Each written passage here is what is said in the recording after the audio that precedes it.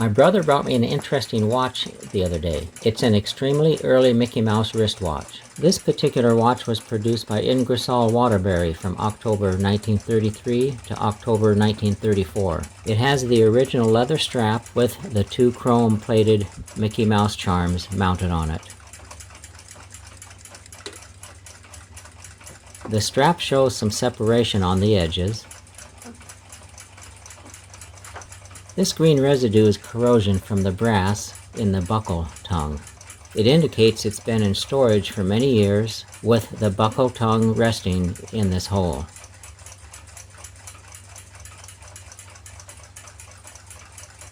Some of the stitching is loose, but stitching is intact on the end of the strap.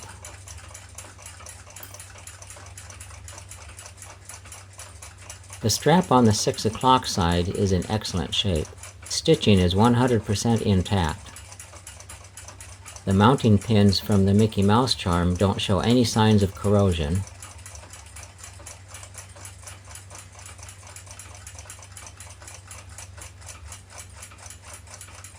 The buckle has some brass showing here from the tongue.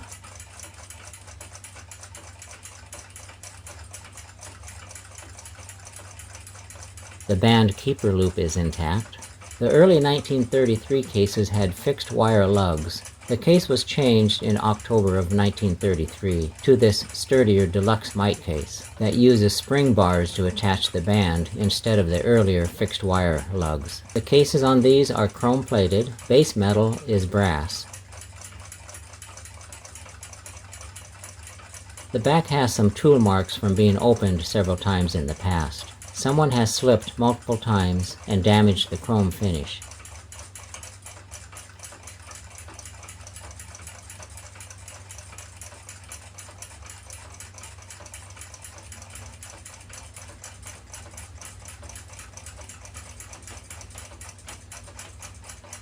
I'll need to choose a best fitting case opener.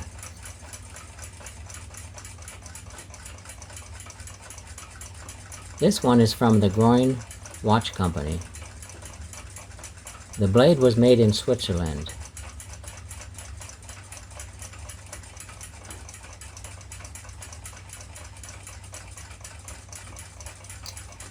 This looks like a shop-made opener made from high carbon steel.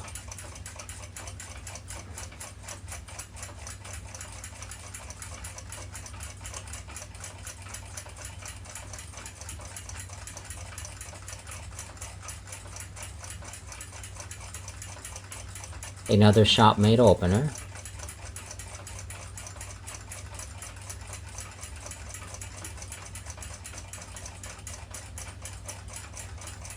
One from the Groin Watch Company for very thin and curved backs.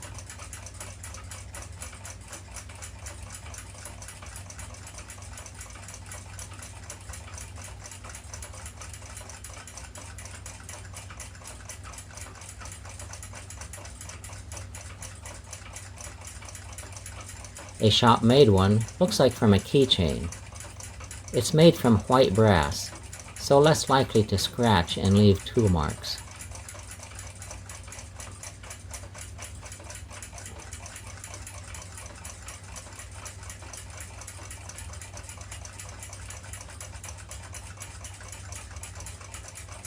This one is from Caravel, made for thin cases.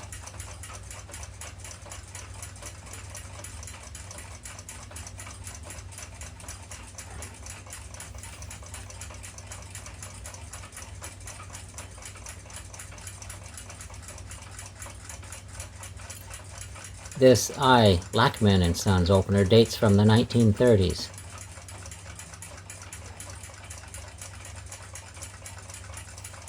There are thousands of case opener styles. It's always good to have several types to choose from.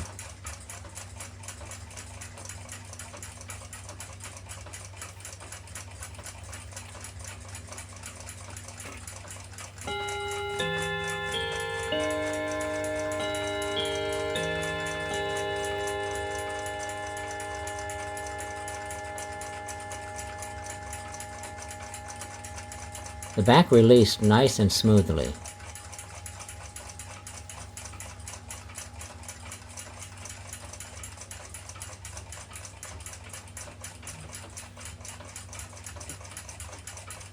I see 6 numbers scratched on the inside.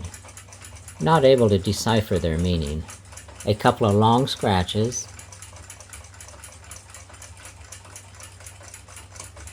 Some green residues from exposed brass.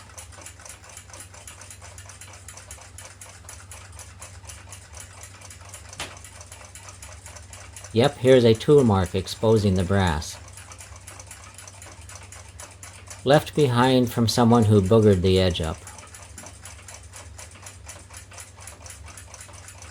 All in all, the back is in good shape.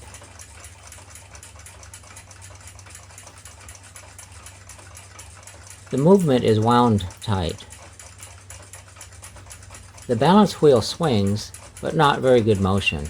Ingersoll put serial numbers on each movement. A serial number chart will pinpoint production date of this movement. Patent date is 1922. These early Mickey Mouse watches used a World War I surplus pin lever movement. I'll use this thin opener for the bezel.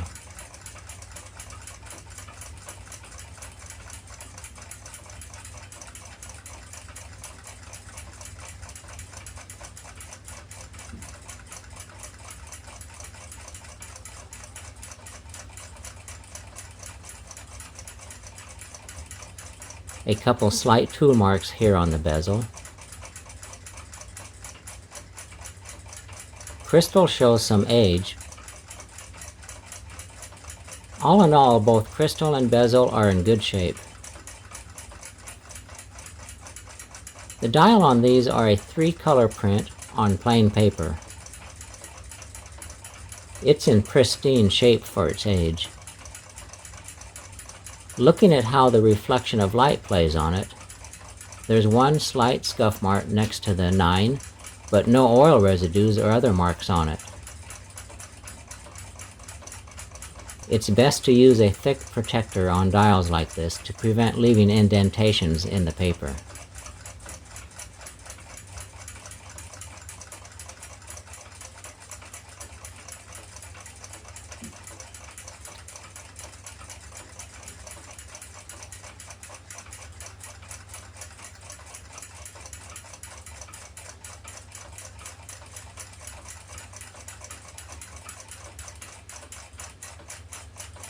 The hands are painted and stamped from thin copper sheet metal.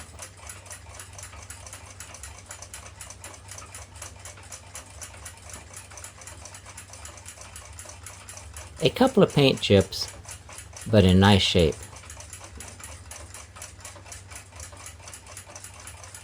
The movement mounts in from the front on these.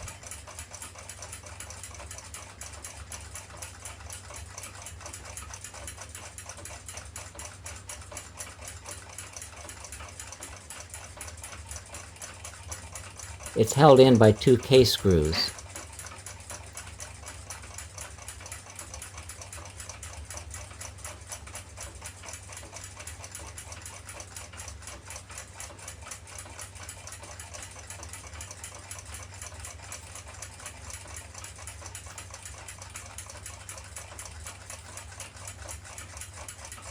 The case body has some wear marks on it, but it's in great shape.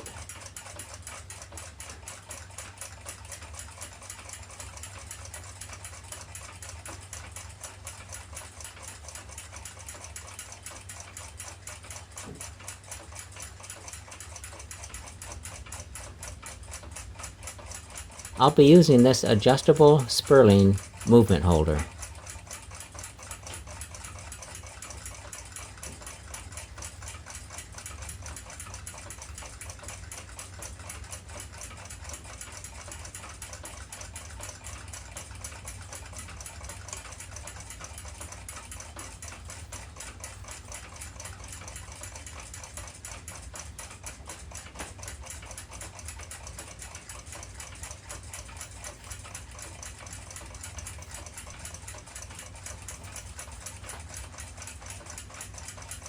First, get the balance wheel assembly out.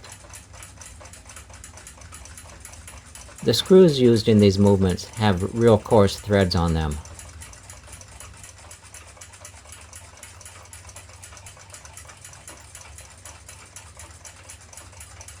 Balance wheel, hairspring, and pivots look good. Just a little dry. The dial has 3 tabs that hold it in place.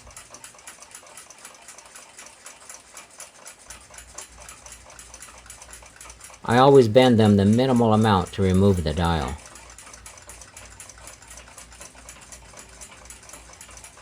Dials used from 1933 to 1934 are identical.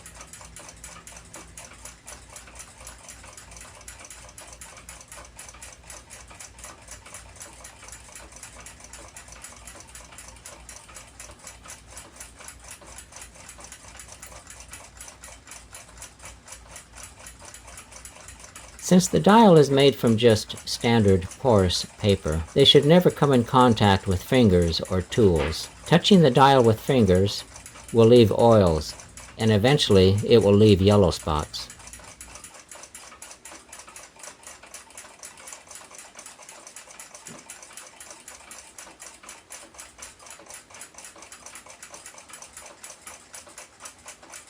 The seconds disc is a 2-color print in red and black.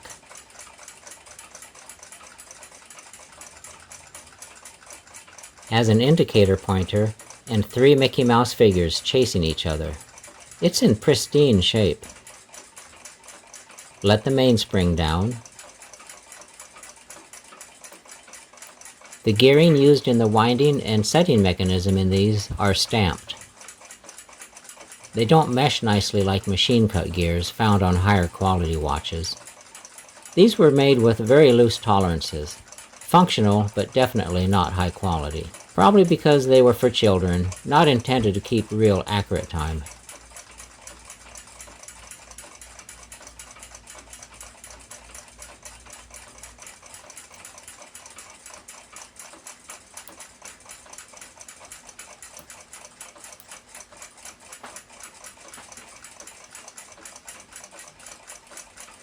The bluing on some of the screw heads is scratched.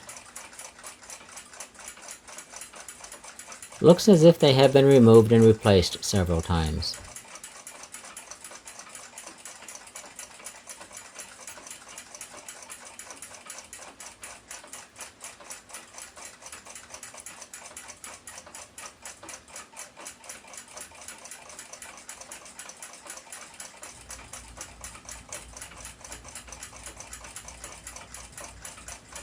Mainspring is quite dry.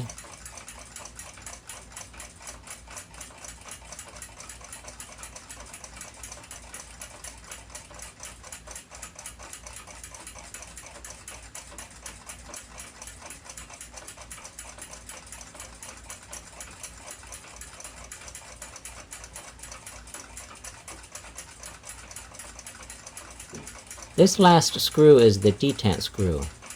It holds the stem mechanism and this end of the plate. It's seized in place. I'm afraid of breaking the head off. It will only turn about a degree or 2.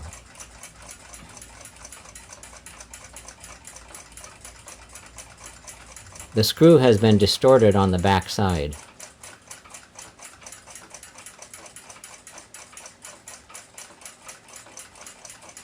Because of the possible risk of damage, I'm going to choose to leave it as is and work around it.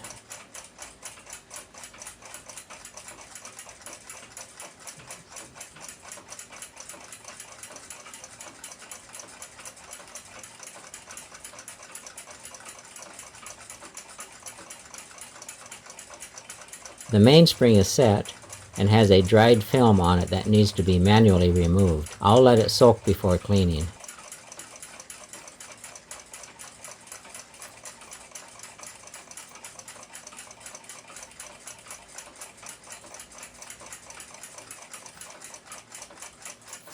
All cleaned and time to oil and put things back together.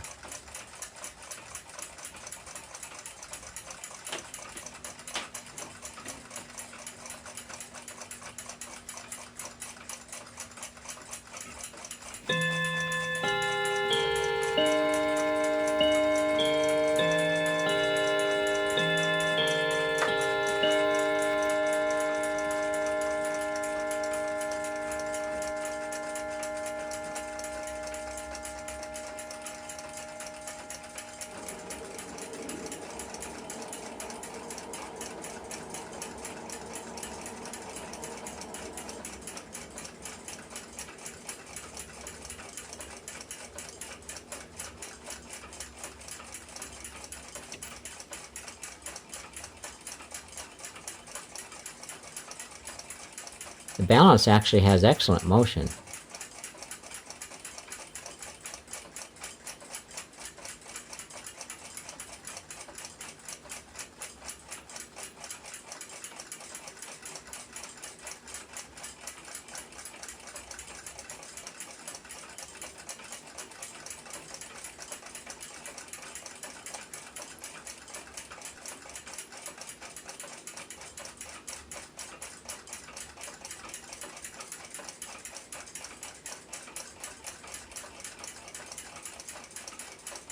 With slow motion, you can see the impulse pin working with the pallet fork. Surprising very little wobble for the quality of this movement. It has about 360 degrees of rotation. That's great. This should be a fair timekeeper for its quality.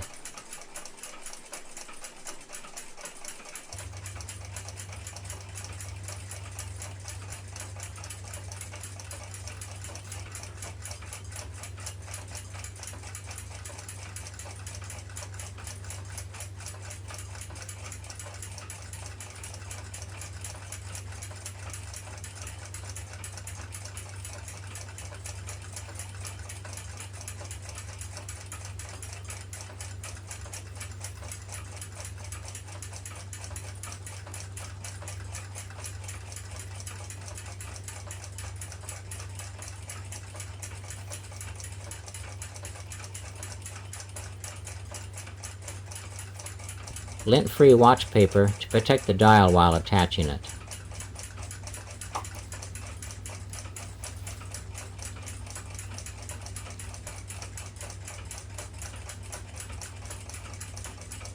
The second wheel disc.